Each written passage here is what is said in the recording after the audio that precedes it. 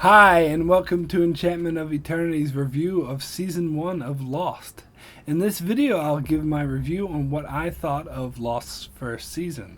Spoiler warning for the entire series of Lost, as in order to talk retrospectively of Season 1, I talk openly about everything that occurred in the entire 6 seasons of Lost. So you shouldn't watch this video unless you have seen the entire series of Lost. So the first thing I want to address about Season 1 is actually something that came up during Season 6. That is, while Season 6 aired, the producers of the show, Damon Lindelof and Carlton Cuse, were promoting Season 6 as a return to the type of storytelling of Season 1. And when people complained that Season 6 was ignoring a lot of the mythology and leaving many questions unanswered, the producers would respond with the show is all about the characters.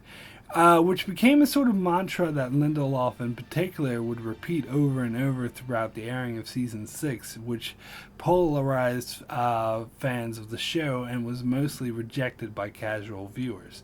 So because of this, I would like to examine the first season of Lost as a character show under Lindelof's premise. So to do this, I'd like to look at the cast of characters introduced in Season 1. First, you got the reluctant hero, who rises to lead the group to safety, who is struggling with his dark past. Then you have his opposition, who also wants what's best for the group, but often butts heads with our hero. And then you have two criminals, the fugitive and the con artist. And then you have the foreign couple who doesn't speak English. And then you have the light-hearted comic relief. And then you have the rich, spoiled couple that just gets in the way. And then you have the drug addict.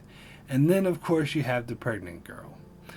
If this cast of characters sounds familiar to you, that's because I just described roughly the same cast of characters in every disaster movie or show ever made. All that's missing is the cop and the priest. But hey, they were introduced in Season 2. Now, of course, there are some exceptions here and there. Not all disaster movies have a drug addict, and some of these characters vary from movie to movie. Usually there's only one criminal, but Lost has blessed us with two, one of which doubles as the love interest of the hero, which is also an important character to have in a disaster film. Now, some of you at this point may think I'm putting down Lost. Not at all. Lost is my second favorite TV show of the past 15 years.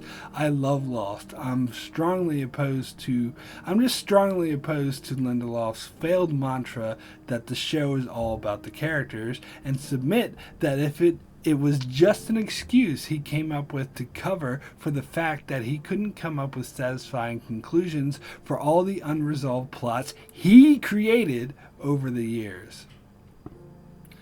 But don't get me wrong, I think Lost is a strong character show, and its rich and detailed cast of characters is one of the things that makes Lost so great, and without it, Lost wouldn't be what it is. Having said that, though, it's not all about the characters. Character shows are like Grey's Anatomy, Downton Abbey, and so on and so forth. And Lost has always been so much more than that. And by Lindelof saying that, he was effectively reducing Lost to the quality of those other shows. I'll put it this way. In Season 4 DVD extras, J.J. Abrams said that Lost wouldn't be Lost without the spectacular music, which I totally agree with. But Lindelof saying that Lost is all about the characters would be just like Abrams saying that Lost is all about the music. The strong characters are a large part of what makes Lost great, but it's not all about the characters any more than Lost is all about the music. Let me be clear, because I'm sure some of you may be labeling me as someone who is all about the mythology, but that's a false dichotomy, one that Lindelof is in part guilty of perpetuating.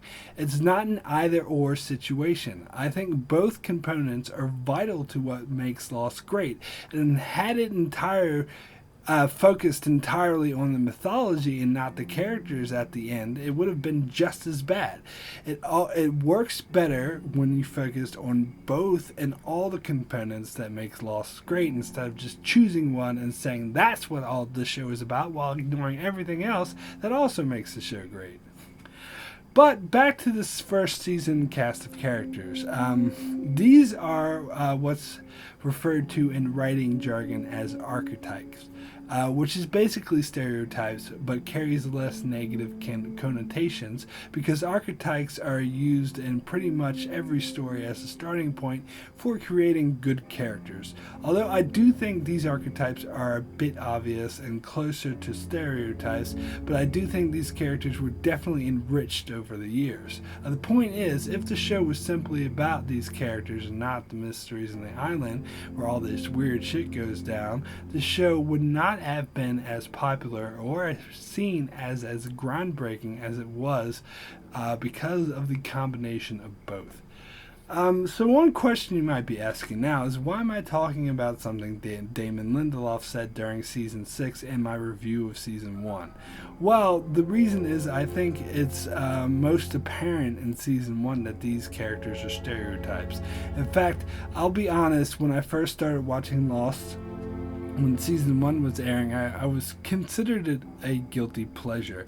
It was something I was partly embarrassed about and almost saw it as akin to watching something like Dawson's Creek. Of course, that changed over time. By the time season 2 was in full swing, I proudly stated to anyone who would listen that Lost was my favorite show on TV. But whether or not you agree with that reaction, in retrospect, looking back, particularly at the first half of season 1, there was a reason for that reaction. And some interviews with Lindelof and Hughes revealed that when they made the pilot and the first batch of episodes, they didn't have any plans because they didn't expect the show to last.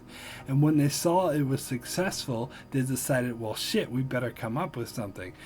So you do see this shift in tone and story that happened around episode 9 and 10 and continued to progress for the rest of season 1. So the truth is, it wasn't planned what the show would be like, and it was an organic process which is evident upon further viewings of season 1, and this had obvious negative side effects.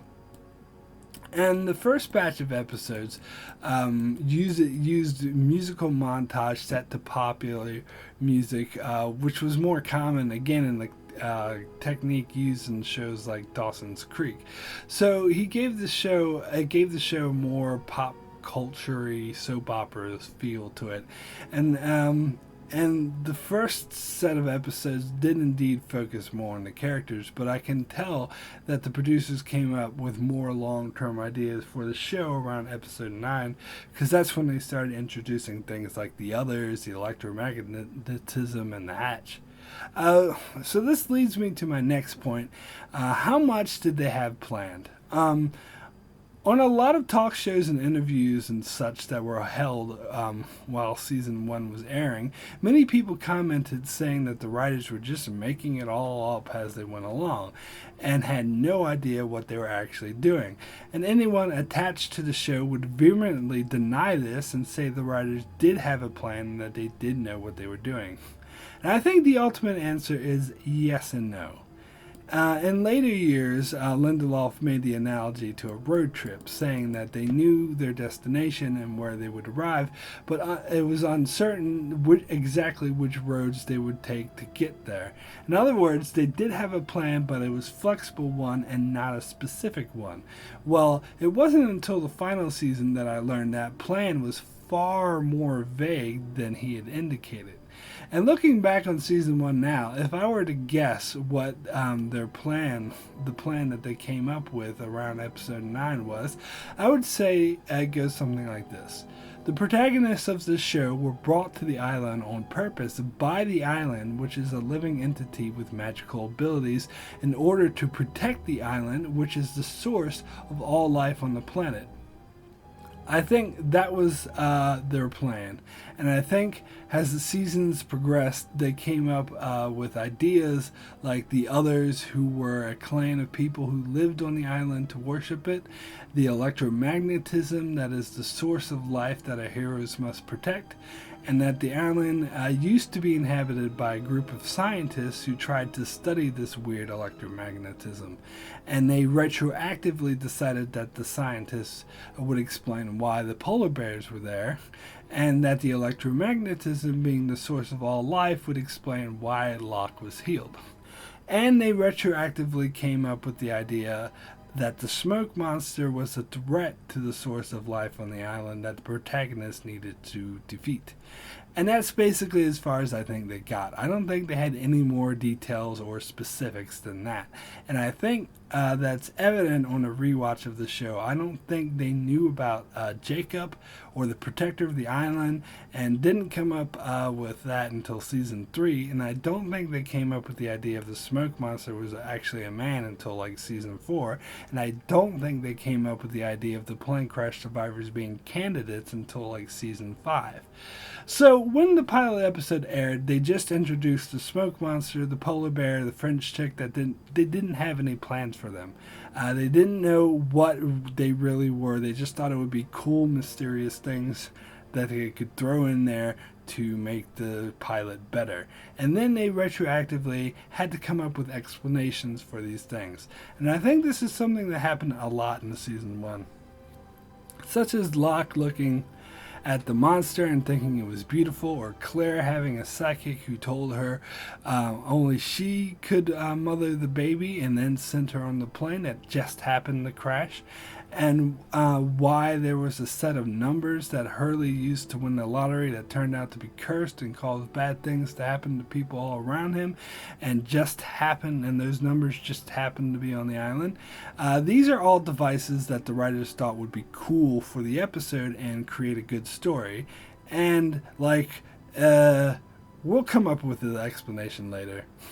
But you know what? They were right. That episode with Claire's psychic and the episode with Hurley's numbers are two of the best hours on television. But future explanations for these things disappointed fans because they were not planned properly and were just thrown in to look cool. So for me, this is a very important factor about season 1. There were a lot of cool things, but it wasn't really planned out. So ultimately, I agree with people who were saying they didn't know what they were doing and were just making it up as they went along. Although I do think they did have a rough outline of where they were going, that outline was indeed extremely vague. But let's get back to the character stories, because I do believe season 1 was the most character-based season out of all of them. Sometimes this was its strength, and others it was its weakness. I do believe the best character-based stories were the ones that tied into the mythology, such as Walkabout, which to me was the first great episode of Lost that really told me that this was no ordinary show. Walkabout was a great character story that revealed this character of Locke of being someone you wouldn't think he would, as he was a pathetic, lonely man in the real world, but on the island was a leader and a hunter. And then it was revealed why, and because the island magically healed him. And episodes like Raised by Another that explored Claire's character while introducing the strange psychic prediction and the others. But there were also great character stories that did not involve the mythology of the island, such as Saeed's backstory on how he came to the island by betraying his best friend and leaving him to kill himself. And this was countered by an irrelevant island story about Shannon wanting to kill Locke. Or how we get a flashback about Sun and how she wanted to leave Jen because he was a violent monster, and then later got a flashback from Jen's side revealing his story and what he was actually a gentle man forced into a life of crime by her father. And this happened at the same time as some other irrelevant island story about the raft being burned. But this leads me to another great signature about Lost, which what made season 1 so great was that it often told you one story but then revealed more information and more backstory that totally made you rethink everything, and that kind of cerebral storytelling is absolutely brilliant. Another example is how in Confidence Man they made you think Sawyer caused the kid's parents to kill themselves, but then you learned that it was actually happened to Sawyer while he was a kid, and another con man named Sawyer made his parents kill themselves. This was definitely one of the highlights of season 1 that brought the whole show to overall heights.